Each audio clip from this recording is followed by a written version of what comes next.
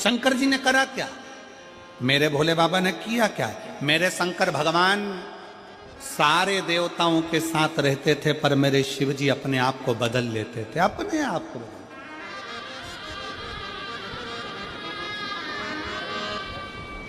कितना बदला शंकर जी ने? बैकुंठ भगवान नारायण को दे दिया, ब्रह्मलोक भगवान ब्रह्मा जी को दे दिया, इंद्रलोक इंद्र को दे दिया, आखिरी में तलातल रसातल और पृथ्वी बच गया। तलातल रसातल भी दे दिया।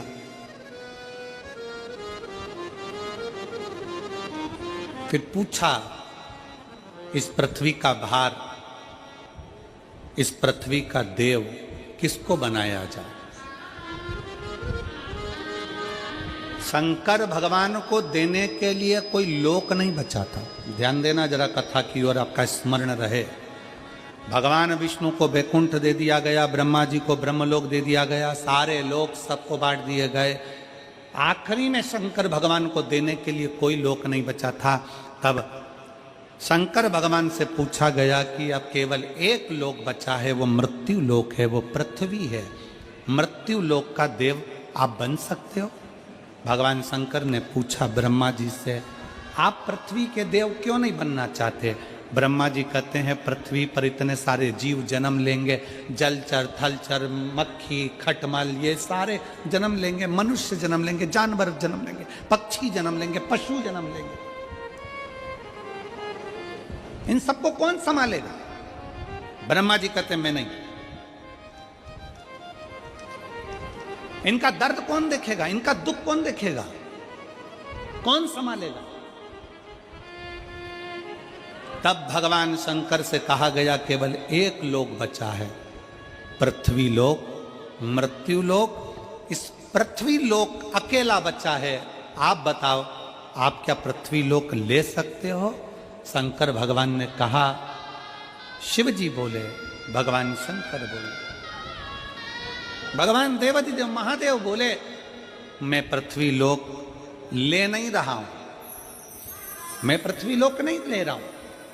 मेरे भगवान शंकर कहते हैं, मैं पृथ्वी लोक लूंगा नहीं, मैं पृथ्वी लोक में रहूंगा।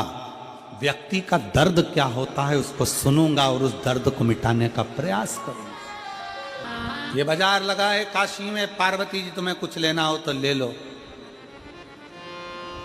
पार्वती जी कहती हैं, मैं अपने पिता के घर से भले आई हूं, मेरे पिता भले हिमालय के राजा हैं, पर मैं लेने के लिए नहीं, मैं तो आपके दिल में और काशी में रहने के लिए आई हूं।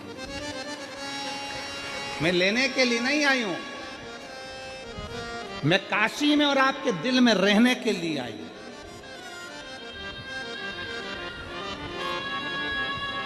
और जितने शिव भक्त यहां कथा को श्रवण कर रहे हैं, उनसे निवेदन है, कभी जिंदगी में मौका मिल जाए, कुबेरेश्वर धाम की धरा पर अगर आप रुद्राक्ष लेने के लिए जा रहे हो तो इतना जरूर करना कि रुद्राक्ष लेने से पहले ये विचार कर कर जाना कि मुझे एक रात्रि कुबेरेश्वर धाम की जमीन पर सोना है, रहना है, मुझे वहां रहना है। लेना अलग विषय है, पर रहना मूल विषय। कुबेरेश्वर धाम के आसपास में बहुत होटलें बन गई, अब शहर में भी, सीहोर में बहुत होटलें बन गई, सारी व्यवस्था है, पर प्रयास करना कि कुबेरेश्वर बाबा की भूमि पर मैं रह सकूं, वहां रहूं, एक रात्रि 2 रात्रि वहां रहकर सेवा करूं, प्रसाद पाऊं, खिचड़ी प्रसाद ग्रहण करूं और अपने जीवन को सार्थक बनाऊं। क्यों आते हैं लोग रुद्राक्ष महोत्सव में? और आप सबको छत्तीसगढ़ वासियों को हमारी तरफ से निमंत्रण है। आपकी बार रुद्राक्ष उत्सव 25 फरवरी से प्रारंभ होगा, 3 मार्च तक चलेगा। आप सब आमंत्रित हैं। कुबेरेश्वर बाबा की भूमि पर रहकर रात्रि विश्राम कर कर, बाबा का भजन कर कर,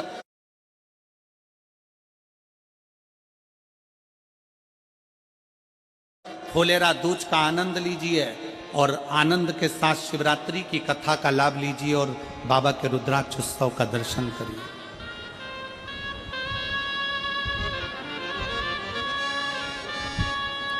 उस कथा को श्रवण करने के लिए दुनिया के क्या विदेश तक के महाराज जी लोग आते हैं। विदेश के भी लोग उस कथा में पहुंचते हैं और अपना डेरा लगाकर कथा को श्रवण करते हैं। जैसे कुंभ में कल्पवासियों का डेरा होता है, ऐसा रुद्राक्ष महोत्सव में शिव भक्तों का डेरा लगता है। पूरे देश से लोग आते हैं और उस रुद्राक्ष महोत्सव का आनंद लेते हैं। 7 दिन रुककर कथा का लाभ लेना, कंकर शंकर की पूजन करना, वहीं पर पड़े रहकर बाबा की भक्ति को धारण करना और शिव जी से अपने दिल की बात करना। धारण करो। पार्वती, तुझे इस काशी में से कुछ लेना हो तो ले ले पार्वती, तुझे कुछ प्राप्त ले ले पार्वती। पार्वती जी कहती हैं मैं लेने नहीं, रहने के लिए आए, मुझे रहना है।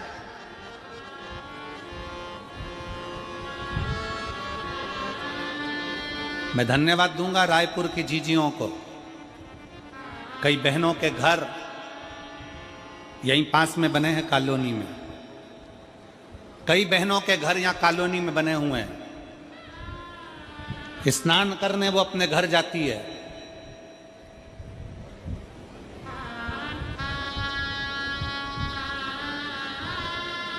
पर अपने घर में 7 दिन की शिव पुराण की कथा हो रही है, घर में सोती नहीं है, पंडाल के अंदर दरी बिछाकर सोती है।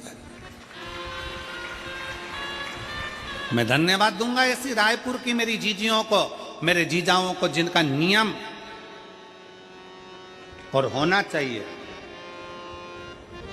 एक संस्कार आप अपनी सनातन धर्म को मजबूत करने के लिए दे रहे हो। कल का ही विषय है। कल एक हमारे कार्यकर्ता ने पूछा, एक बहन जी से, बुजुर्ग माता थी, उनसे कहा माँ आपका घर तो यहीं पास में है, आप बता रही थी कि ये बस मैदान निकलेगा और मेरा घर जाएगा, तो आप वहाँ क्यों नहीं रहती? कहा नहीं नहीं, मैं कथा के पंडाल में रहती हूँ, कथा के पंडाल में। पूछा क्यों? तो वह बुजुर्ग माता कह रही थी कि मैं काशी में जाकर, सोमनाथ में जाकर, मल्लिकार्जुन में जाकर, रामेश्वरम में जाकर, भीमाशंकर में जाकर, त्र्यंबकेश्वर में जाकर, मैं कृष्णेश्वर में जाकर, मैं बैजनाथ में जाकर रात रात भर वहाँ एक रात्रि का विश्राम नहीं कर सकती। तो मैंने शिव महापुराण की कथा में, उमा संहिता में पढ़ा है कि अगर शिव पुराण की कथा के पंडाल में जाकर रात्रि विश्राम करा जाए तो 12 ज्योतिर्लिंग में विश्राम करने का फल प्राप्त हो जाता है।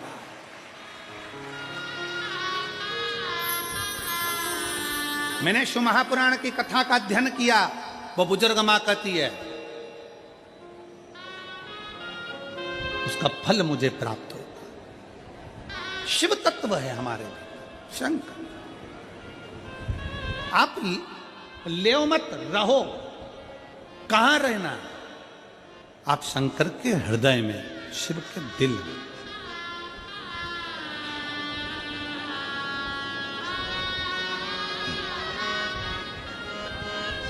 अब शंकर के दिल में निवास करें। कैसे निवास कर सकते?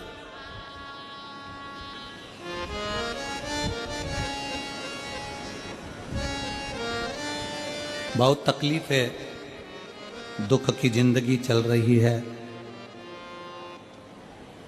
कोई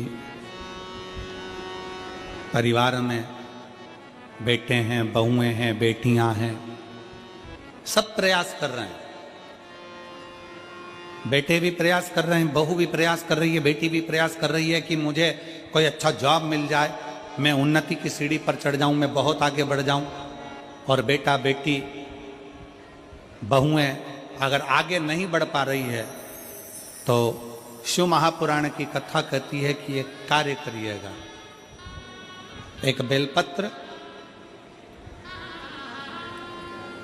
बेलपत्र लीजिए और 7 चावल के दाने इस बेलपत्र के मध्य वाली पत्ती पर रख लीजिए। जो बेटा बेटी बहुत प्रयास कर रहे हों, बहुत कंपटीशन एग्जाम दे रहे हों, बहुत मेहनत कर रहे हों, और उसके बाद भी बहुओं का, बेटियों का, बेटों का अगर कहीं जॉब नहीं लग रहा और कहीं सिलेक्शन हो ही नहीं रहा और बहुत हार चुके हैं, तब एक बेलपत्र 7 चावल के दाने मध्य पत्ती पर 7 चावल के दाने, एक घिसे हुए चंदन की गोली, पीला चंदन को घिस कर उसकी एक गोली बनाए, एक गोली गोल कर शिव पिंडी जैसी, शिवलिंग जैसी गोली बनाकर उस चावल के दाने पर रख लो। एक स्थान पर रखकर घर के अंदर ही उसका पूजन कर लो। और पूजन करना है वही जो आप घर में सामग्री आपके रोली चावल मोली हल्दी उससे पूजन कर दिए से आरती कर ऐसी कैसी ही बेलपत्र अशोक सुंदरी वाली जगह पर, थोड़ा समझिएगा, अशोक सुंदरी वाली जगह मतलब जहां से पानी बह रहा है उस और इस डंडी को रखना और ऐसी कैसी पत्ती